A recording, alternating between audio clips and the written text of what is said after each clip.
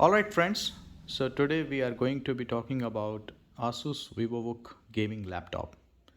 The model number is F571GT AL318T. In this particular model F571GT, there are a couple of models. One is a spec little lower, which retails for around 50 or something, 50k or something. This one retails for around 72k or something. So this particular model is AL318T. Now this comes with 15.6 inch of 120 hertz panel, full high definition, Intel Core i7 ninth gen CPU, that is 9750H variant. It has 6 cores, 12 threads. Clock speed is 2.6 gigahertz and it can turbo up to 4.1 gigahertz. It has 16 gig of RAM in 8 by 2 gig configuration. One of the RAM module is soldered on the motherboard and cannot be upgraded. Another one you can take it out and put your own RAM. It has, for the storage, it has a very interesting combination. It is actually Intel Optane H10 module. It is a very nicely designed piece of hardware wherein it combines a 512 gigabyte of PCIe NVMe SSD along with 32 gig of Optane memory. Now to know more about what this H10 module is, I'm going to link an article from Linus Tech into the description. This particular module comes in various configuration from 256 GB to 1 terabyte. The one that we have with this laptop is 512 GB plus 32 GB Optane. Now what Optane does since the speed of the Optane memory is so fast, it can cache the daily tasks that you do into it, and it can fasten up that. What I mean by that is it's not going to have an effect on the frames that you are playing on your game, because that happens on the fly. But it certainly can help you with launching the game pretty quickly, or maybe logging into the windows while you are starting up, or maybe typically what happens is in your windows you have many applications, maybe 20s or 30s, but it's not that you use all those applications on a daily basis. You have your niche 4 or 5 applications that you use daily, maybe Chrome browser or any other browser of your choice, maybe a game that you play, a video editing software, or a couple of more softwares, maybe Word, Excel, whatever. So you have your set of tools that you use on a day-to-day basis, and then other softwares that you use occasionally. Now this Optane memory actually analyzes your usage and helps to cache those applications that you use the most, and you can definitely feel the way that those applications are launching pretty quickly. So it is adaptive module, or it is an intelligent module. It's not that first time you are launching an application you're going to see faster load times. It learns, and it takes at least a week to learn your usage completely, and then you can truly see its colors. So it is around 2.1 kilogram in weight. It is a sweet spot between a very light laptop and a very heavy laptop. The ports are plenty. So we have a SD card reader. We have a couple of USB-A ports, the lock port.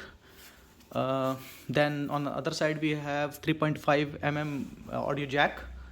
Then you have your LAN port, that is 10 gigabyte. Then you have your HDMI out.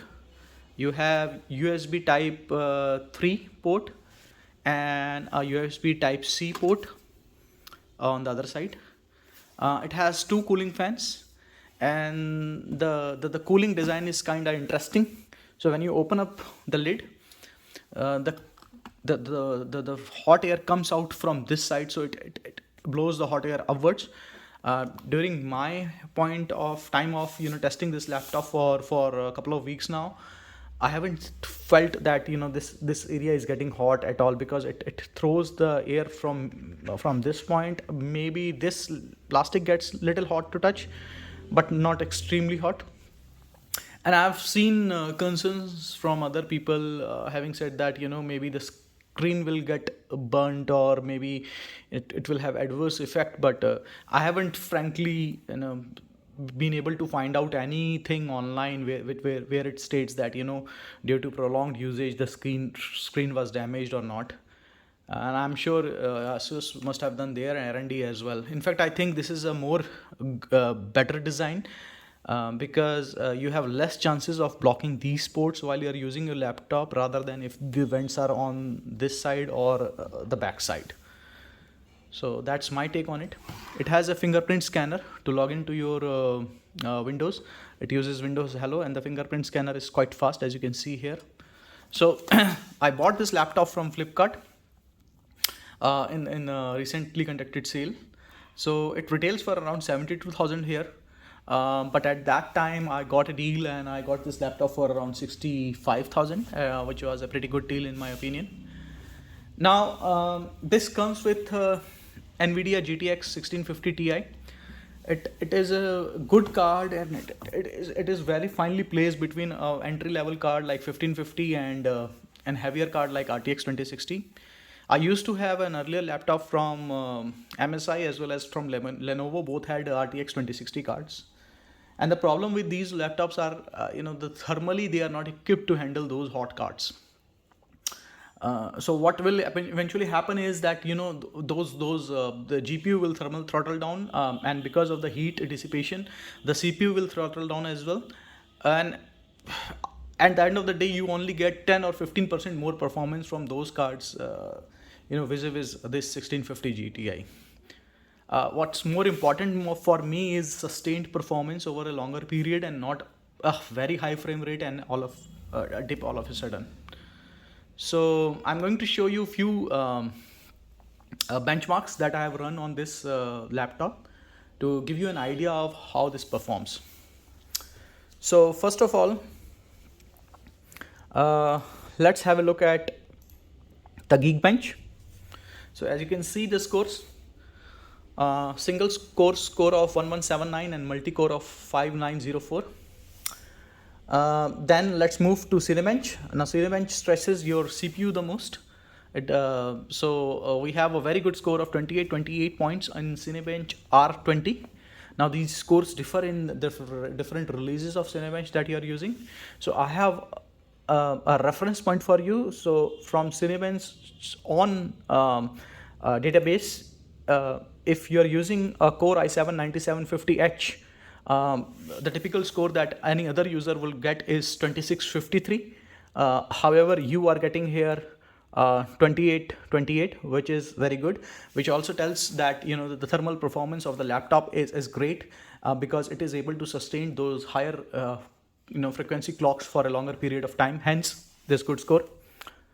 As I said earlier, a sustained performance matters most for me, so I ran TimeSpy stress test, which looped this particular test for 5 times on a go. Now in a badly placed thermal solution or situation, your GPU will underclock, or your CPU will throttle down heavily. But as you can see, in 5 loops, one after the another, the frame rate stability was actually very good. It was 99.2%, which is excellent in my opinion. So whatever frames that you are, so I'm not going to tell you how much frames you are going to get in the games here, because you have numerous benchmarks available on YouTube to see how much 1650 Ti is capable of. You can relate to those benchmarks. What I'm trying to state here is the stability. So suppose if a particular games give you 100 FPS, it is going to give you 100 FPS rather than 100 FPS for 5 minutes and then dropping down to 80 FPS or 70 FPS thereon. So that was my point. Then we have few more benchmarks. As I said, it uses the Intel H10 Optane module.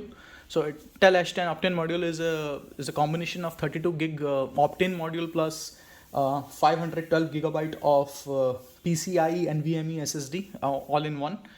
So you can see the speeds. It gives us a read speed of 2247 megabytes per second and a write speed of 1261. Not the best, but again very good enough for day-to-day usage and gaming. And also why these speeds are in this range and not higher. If you link back to the article that I told you in the description, you will, if you are interested, you can get the technical specifications and descriptions here there in that article. Okay, here you see that while I was running the time spice stress test on the GPU, the maximum temperature that was on the GPU was around 79 degrees Celsius, while on CPU it is 74 degrees Celsius. And that is when we ran this test on loop for 5 times. And as you can see in the graph, that is the highest point I have selected. So if you see in the graph, most of the time the CPU and GPU was around 60, 65-ish, but that is the highest point I have selected, and you'll be glad to know that 74 or 79 is a very respectable temperature in terms of what the CPU has shown or the GPU has shown under the stress. So here you can see the thermal performance is very good. The laptop runs quite light or silent when being used for day-to-day things like browsing, watching YouTube videos, and etc. While using editing softwares or while PC using gaming, it will shoot up. The fan speed will ramp up, but it is still very, very manageable. So yes, that was my not review, but I'll say a short summary of my opinion about this particular gaming laptop. I didn't want to make a review because many reviews are available. How the CPU performs, how the GPU performs. I just wanted to give you my experience on this package as a whole. That for this particular price, if you manage to get it for around 65K in some sale, combined with some credit card discounts or whatever, it will be a pretty sweet deal. Considering it has a 120 hertz panel, it has 16 gig of memory that you can upgrade. It has 1650 Ti. It has Intel H10 Optane module, which, by the way, at this time nobody else is giving you. And one more thing, it has an SSD slot in it, on which you can put in your SSD to expand the storage even further. So it is a standard SATA SSD connector. So you can use your standard SSD hard disk to expand the storage if you need more than 512 gig of space, which you eventually will if you play a lot of games or if you do a lot of video editing. So I have already bought a Samsung Evo 960 hard disk, SSD hard disk, which I will put in this laptop in a few days. So yeah, that is all, my friends. Hope you liked it.